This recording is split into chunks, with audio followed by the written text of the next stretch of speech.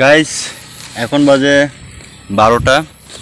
গরু তো খাওয়াইতেছে না, পাশাপাশি আমার ধানকে খাওয়াইতেছে। আর এমনিতে এবছর হলো ধান টান তেমন একটা নাই। আর আমরা শুটিং সময় এই যে দোকান, এই দোকানে এসে আমরা চাটা খাই।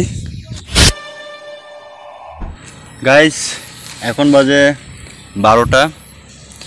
তো 12টা বাজলে হয় কি আমরা আসলে আমাদের সকালেই হয় 12টা 1টার দিকে। তবে সাধারণ মানুষের জন্য সকাল হয় ভোর 6টা কি 5টা ওরকম। তো আমাদের মতো আসলে লোকদের জন্য ভোর হয় 10টা 11টা, সকাল হয় হচ্ছে 12টা 1টা। ওটা কোনো বিষয় না। তো খাওয়া দাওয়া করলাম।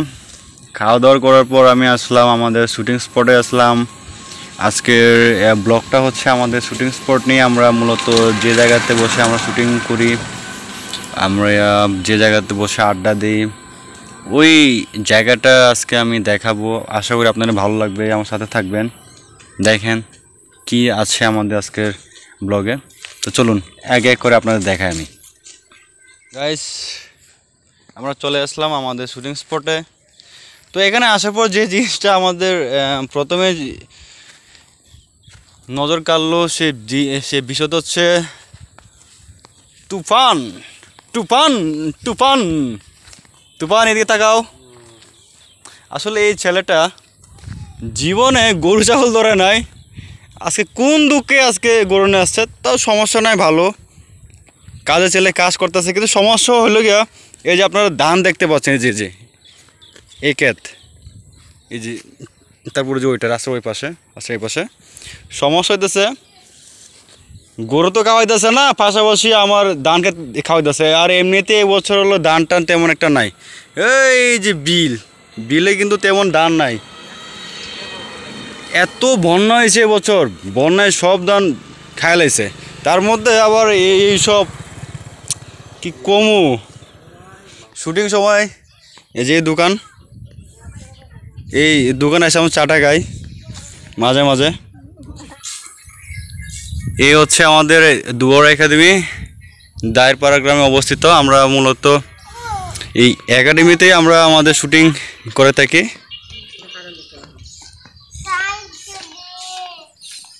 এই যে আমাদের একাডেমি। আর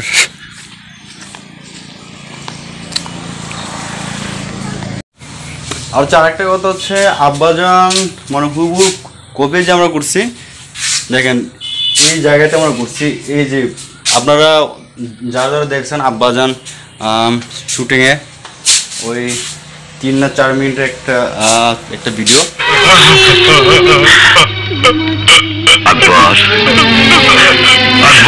সব উপরওয়ালার ইচ্ছা, আল্লাহ ওর কপালে এটাই লিখে রেখেছিল। সব কিছু বলে ঠিক সেম ভাবে কিন্তু এখনো আছে টেলাগাড়িটা। আমরা শুটিং করছিলাম ঠিক এই জায়গাতে, যে আমি এখানে ছিলাম, এইখানে। আর শুটিংটা শুরু হয়েছে ঠিক এই জায়গাতে। দাদা আপনি এখন দেখাই, ঠিক এই জায়গা থেকে হয়েছিল হুবহু কপি। আবার এই যে পেন্সিল বেড়া। আর আমাজন হুবহু কপি আমরা যেটা করছিলাম ঠিক এই জায়গাতে আমরা করছি। ক্যামেরা ধরা হয়েছিল ঠিক এই জায়গাতে। সেদিন আল্লাহ আমারে এই দুশো কানা করে দিছিল না কেন? এই দুশো কানা করে দিছিল না কেন? কানা করে দিছিল না কেন? ওই তুই জানোস? এই জানোস থেকে ক্যামেরা ধরা হয়েছিল এই জায়গা থেকে, আর এই জায়গা থেকে। আর এইখানে দাঁড়িয়ে আমরা আমাজন হুবহু কপিটা আমরা এই জায়গাতে করছি। সুন্দর লাগে জায়গাটা। কিন্তু এখন চলেন আমি আপনাদের দেখাই আমরা কোন কোন জায়গায় শুটিং করি।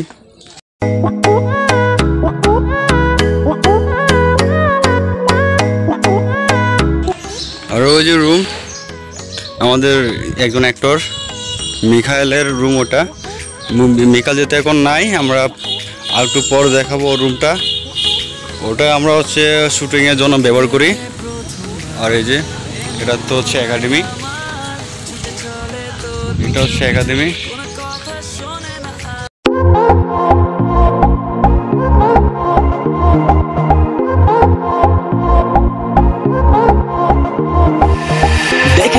তোকে সেদিন রাস্তায় চোখে তাকে লেগে গেল রে আয় হায় হতে চাইছি তোমার আর ওই যে দূরে একটা ব্রিজ দেখা যাইতেছে একটু দূরে ওই যে ওদিকে একটা ব্রিজ একটা যে ব্রিজ দেখা যাইতেছে ওই ব্রিজটা জগরাগালি আমরা ওইখানে শুটিং করছিলাম ওটা হচ্ছে রূপেঙ্গানের শুটিং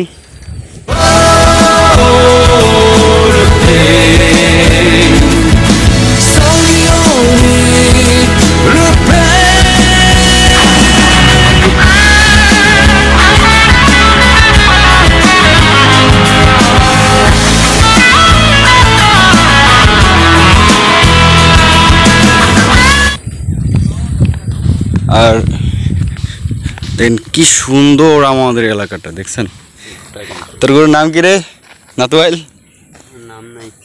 নাম রাস না ওটা একটা নাম রেখে দিই নাতুয়াইল আর তু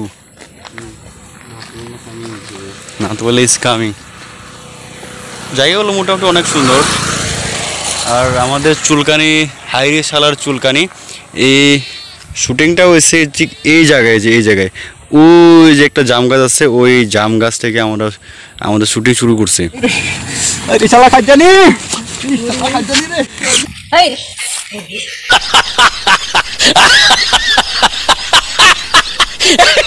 তারপর ওইখান থেকে আস্তে আস্তে আস্তে আস্তে আস্তে আস্তে আমরা ওই যে আপনারা গাড়ি দেখতে পাচ্ছেন ওইখানে খড় আছে আমরা যাকে কেয়ার বলি যে ওই জায়গাটার মধ্যে বাদ বাকি শুটিংটা হয়েছে